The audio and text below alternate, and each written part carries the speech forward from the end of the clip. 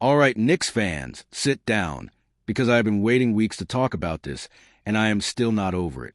The schedule just dropped, and I need every single one of you to understand what October 20th is actually going to look like at Madison Square Garden. If this is your first time here, hit that subscribe button right now, because this channel is where you come for real Knicks talk, not the sanitized nonsense you get everywhere else.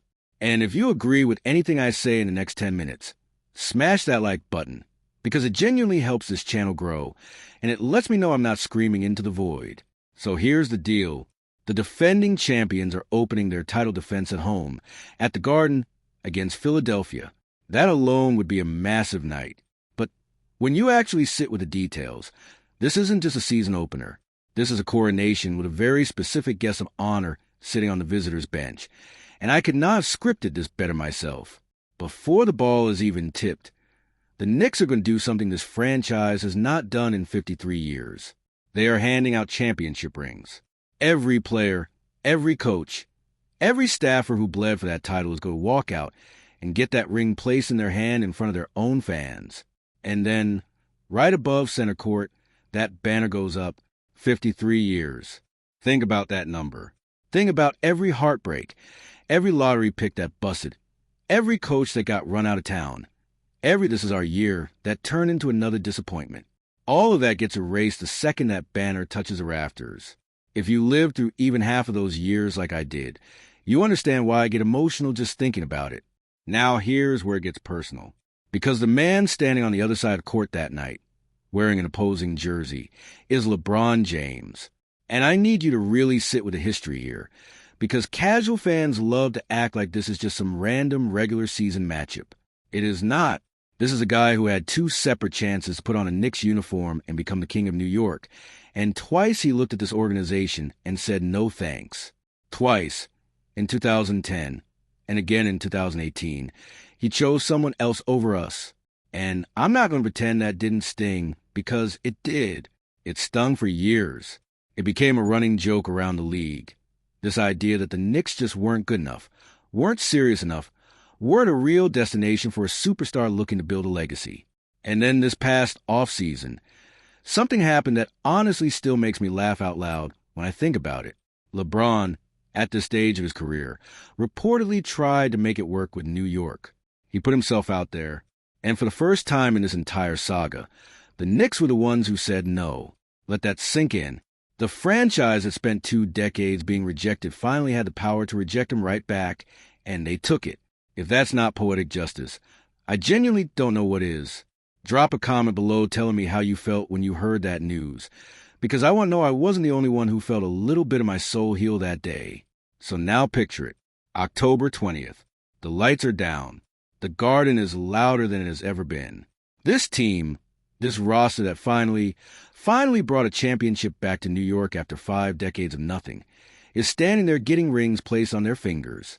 And LeBron James, the man who snubbed the city not once but twice, the man who spent years talking down this organization every chance he got, has a courtside seat to watch it happen.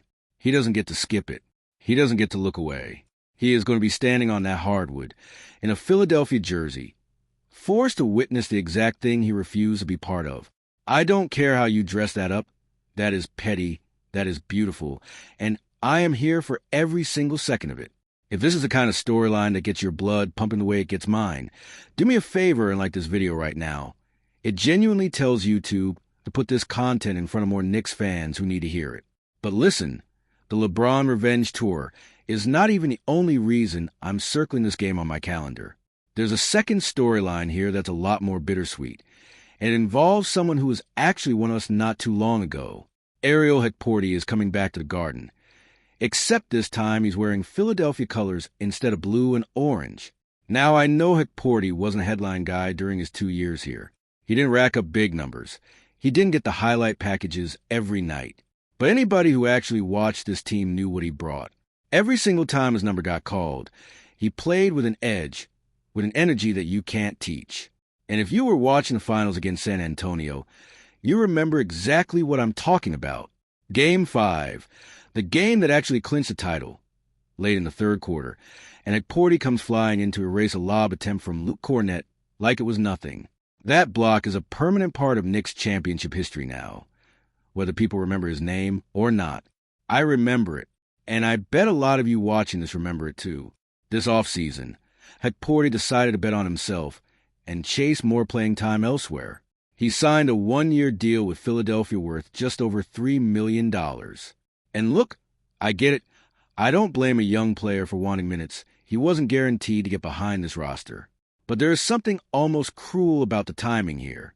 The 1 year he leaves is the 1 year this team throws the biggest party in franchise history.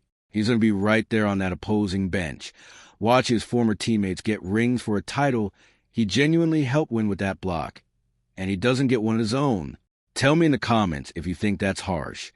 Because part of me feels the guy, and part of me thinks that's exactly what he signed up for when he walked away.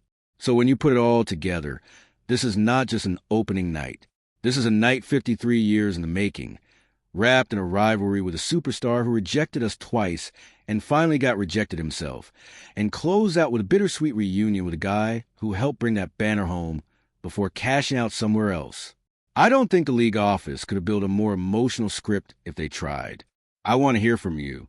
Are you more locked in on the ring ceremony, the Lebron revenge angle, or seeing Hecporty back at the Garden? Type it out in the comments. I read every single one, and I reply to as many as I can.